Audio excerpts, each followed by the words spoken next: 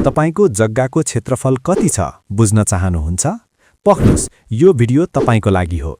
मेरो जग्गा यति रोपनी यति आना छ भनेको त सुनिन्छ, तर त्यो रोपनी र आनामा कति एरिया वा कति क्षेत्रफल छ भन्ने कुरा धेरैलाई थाहा हुँदैन।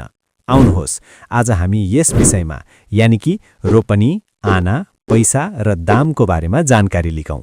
यसलाई छोटकरीमा भन्दा RAPD भनिन्छ।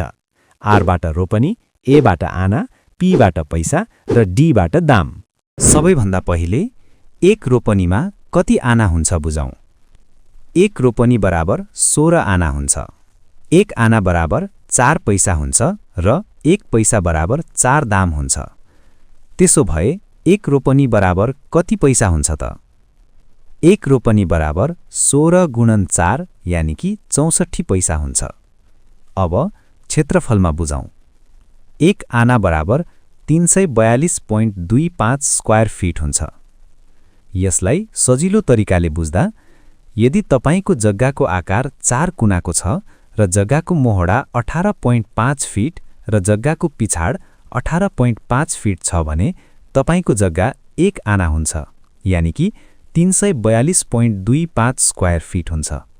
र अब एक रोपनी बराबर कति क्षेत्रफल हुन्छ त? एकछिन आफै हिसाब गर्नुहोस् त। हो, ठीक हिसाब गर्नुभयो।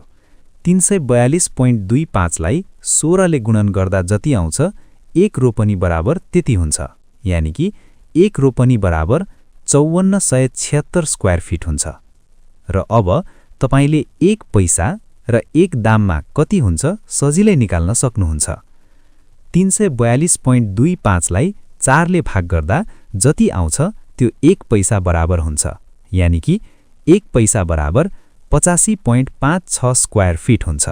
त्यसैगरी 85.56 लाई 4 ले भाग गर्दा जति आउँछ त्यो नै एक दाम बराबर हुन्छ, यानि कि एक दाम बराबर 21.39 स्क्वायर फिट हुन्छ। अब तपाईले सजिलै आफ्नो वा अरूको जग्गाको क्षेत्रफल पत्ता लगाउन सक्नुहुन्छ, हैन त? ल त्यसो हो भने 3 आना र 2 पैसा रहेको जग्गाको क्षेत्रफल कति हुन्छ हिसाब गरेर कमेन्ट गर्नुहोस् है त। र यस्तै जानकारीमूलक भिडियोको लागि क्रिएटिभ सिभिल माइन्ड्सलाई फलो गर्नुहोला। धन्यवाद। नमस्कार।